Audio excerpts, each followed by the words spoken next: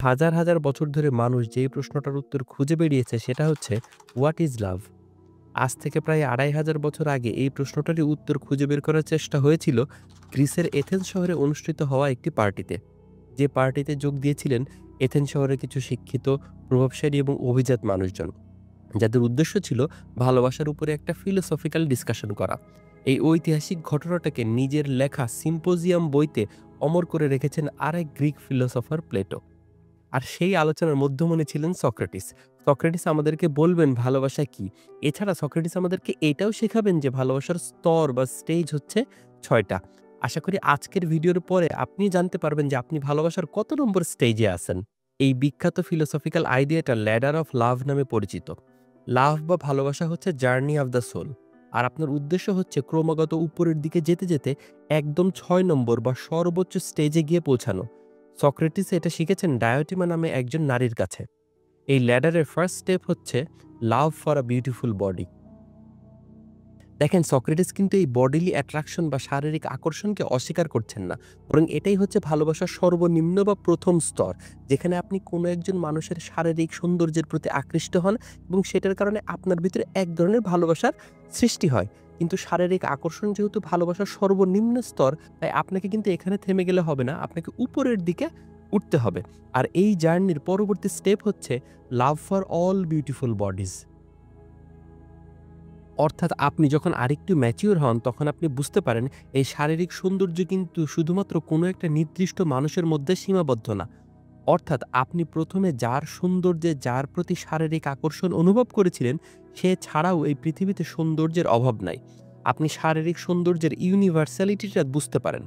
সেটাই হচ্ছে ভালোবাসার দ্বিতীয় স্তর, love for all beautiful bodies. এটার মানে কিন্তু এইটা না যে আপনি এখন দুনিয়ার সব সুন্দর মানুষের পিছনে ছুটবেন, বরং আপনার ভিতরে একটা ফিলোসফিক্যাল ম্যাচিউরিটি আসবে আর আপনি বুঝতে শিখবেন একজনের শারীরিক সৌন্দর্য অপেক্ষা অন্য আরেকজনের শারীরিক সৌন্দর্যকে বেশি গুরুত্ব দেবার কোনো কারণ নেই। আর এই আন্ডারস্ট্যান্ডিংটা আপনাকে পরের স্টেপের জন্য রেডি করবে।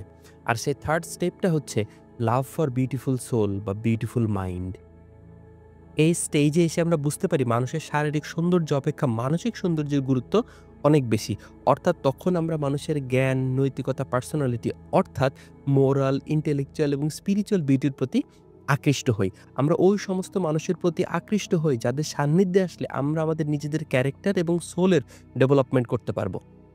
আর এই জার্নির চতুর্থ স্তর হচ্ছে love for beautiful laws and institutions. যখন আপনার প্রকৃতপক্ষে অর্থাৎ একদম ভিতর থেকে সৎ, নৈতিক এবং জ্ঞানী মানুষের প্রতি ভালো লাগা শুরু হবে, তখন আপনি আস্তে, আস্তে রিয়ালাইজ করতে শিখবেন যে একটা সুন্দর মানুষ তৈরি করার জন্য আসলে দরকার সুন্দর প্রতিষ্ঠান, সুন্দর নিয়মকানুন, সুন্দর সিস্টেম। সোসাইটিতে যখন ন্যায়সঙ্গত প্রতিষ্ঠান এবং আইন থাকে এবং সেই আইনের প্রয়োগ থাকে, তখন সে সোসাইটিতে ভিতর থেকে সুন্দর মানুষ তৈরি হয়। আর এই রিয়েলাইজেশনটা আপনাকে ৫ম স্তরের জন্য তৈরি করে। আর ৫ম স্তরটা হচ্ছে লাভ অফ নলেজ।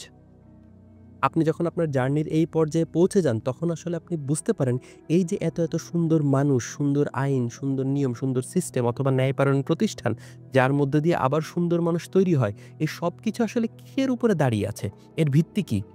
উত্তরটা হচ্ছে নলেজ। আর একটা জ্ঞানভিত্তিক সমাজ ব্যবস্থাই সুন্দর সিস্টেম এবং ন্যায়পরায়ণ প্রতিষ্ঠান তৈরি করে যার মধ্য দিয়ে ভবিষ্যৎ প্রজন্মের জন্য সুন্দর মানুষ তৈরি হয়। এই রিয়েলাইজেশনটা যখন আপনার হয় তখন আপনি আসলে জ্ঞানের প্রেমে পড়েন। আপনি প্রকৃত জ্ঞান অর্জন করতে চান।